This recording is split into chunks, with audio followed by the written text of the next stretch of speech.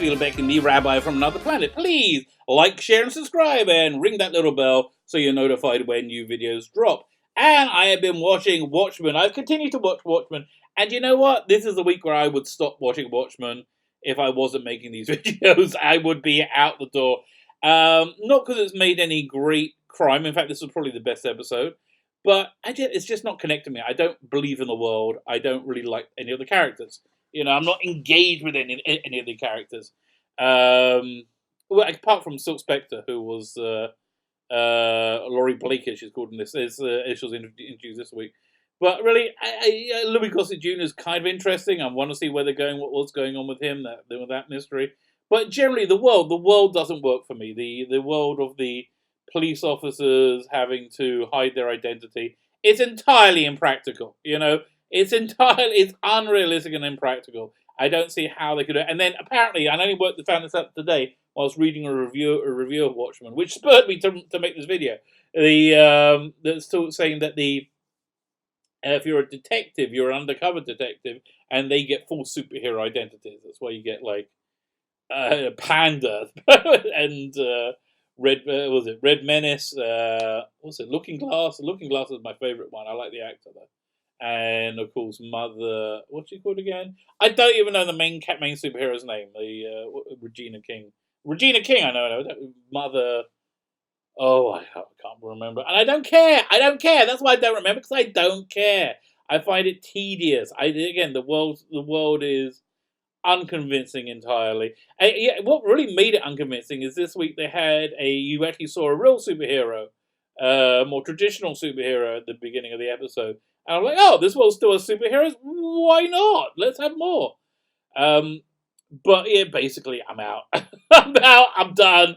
But I'm going to keep watching it because, I'm vaguely intrigued to see where it goes, but I don't think it's worth my time.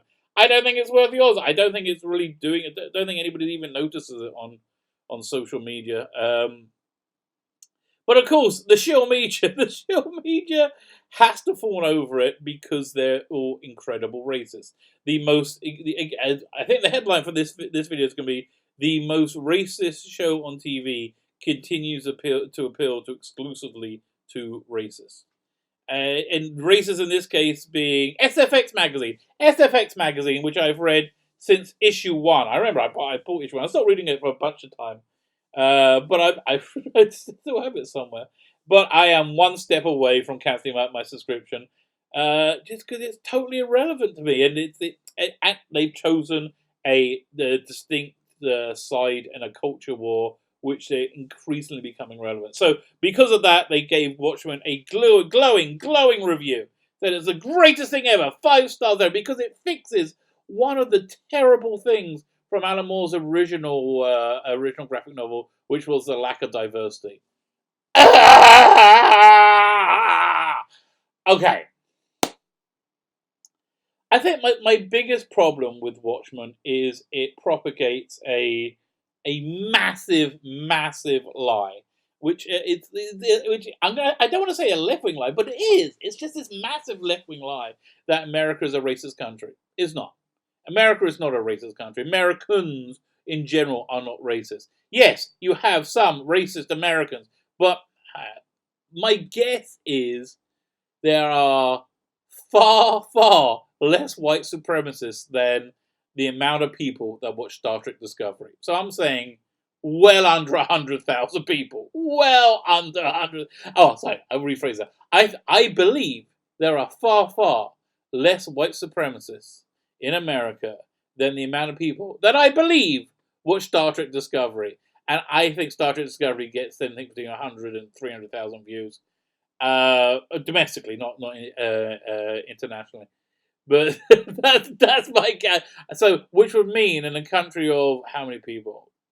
56 million? I don't remember. But in a country that big, statistically, you're probably more likely to have to interact with a one-legged banjo player than you are a white supremacist. That's just the way it goes. Now, yeah, if you will go to places where you will find more white supremacists, mainly prison.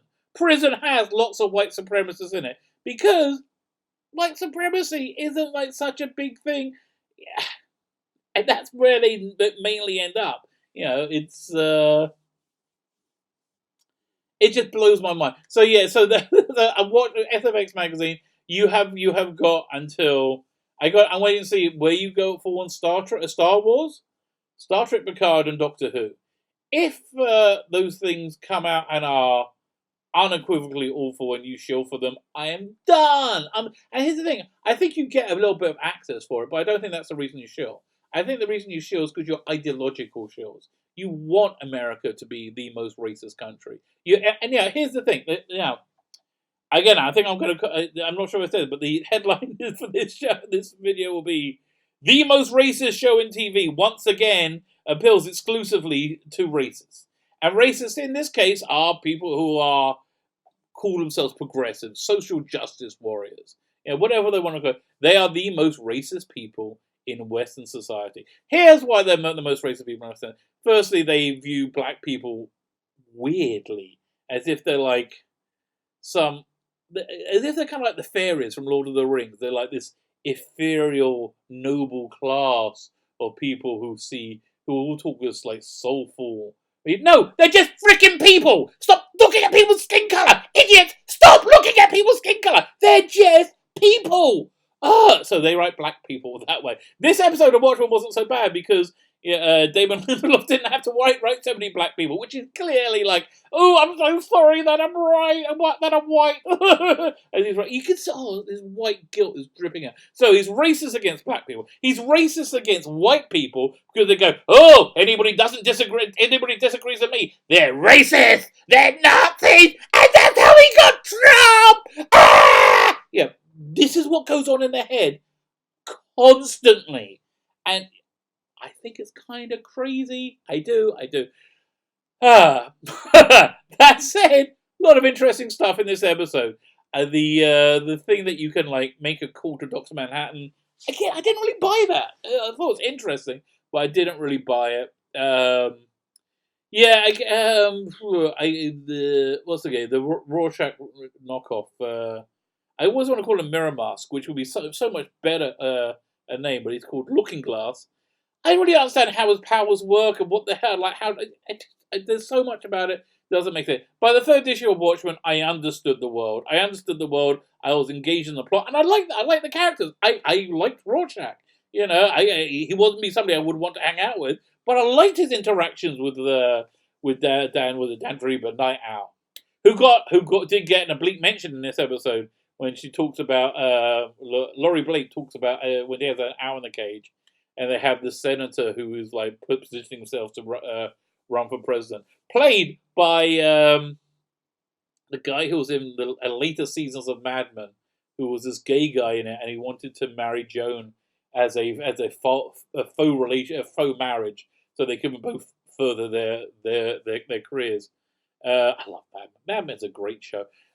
I often watch Mad Men to wash these awful shows off me. And again, it's not awful. Watchmen isn't awful. It's got this central premise, which is this massive lie: America's a racist country, which I hate. But it's got flashes of brilliance as well. I love everything with Ozymandias. Let me see that. What's going on there? Is he Ozymandias? Is he really Dr. Manhattan who's taken on the form of Ozymandias? Is it a merger between Dr. Manhattan and Ozymandias? Is he the life form that Dr. Manhattan made? Is this entire world the life forms that Dr. Manhattan made? You're saying he's going to make at the end of the graphic novel. Oh, Alan Moore hates it being called that thing. The comic book. Okay, let's call it the comic. There's a lot of interesting stuff going on there, but again. Look, I've already paid up for HBO, and I'm watching his Dark Materials, which is far superior. I should do a review on that next. So I'll continue watching it. Yeah, I want to see where it goes. Vaguely, if I wasn't in these reviews, I wouldn't. I don't really care enough. You haven't engaged me enough, which is a problem. Again, I just think it's this fear of black people. That's really what it is. Lindelof is just scared of black people, and he doesn't know how to again, dude. It's just melatonin, okay? It's just a skin color. It does. Oh my god, they're just people. Look at people like they're people. That's real. Again, I think that's my fundamental message in life. You don't want to be racist. Look at everybody like they're a person, not that like they're a thing, not like they're an identity. You know what? If you don't want to be racist, maybe don't get involved in identity politics. Which again is the problem with this show. It's the problem with SFX's review of the show. It's just identity politics is pure evil. My name is Sfila Beck and the Rabbi with Another Planet. Let me know what you think. Please write a comment, share and subscribe. You know what? I'm the guy who commented on the video that because I asked you to share and subscribe, that he doesn't want to, he won't listen to me anymore. I'm like, doesn't every YouTuber say, please like, share, subscribe? Doesn't everybody say that? I don't know. Actually, honestly, I'm a relatively new YouTuber, so what do I know? But anyway, that's my review on Watchmen. My name's Sfila Beckin, the Rabbi from Another Planet. Please like, share, subscribe, and ring the little bell so you're notified when new videos drop.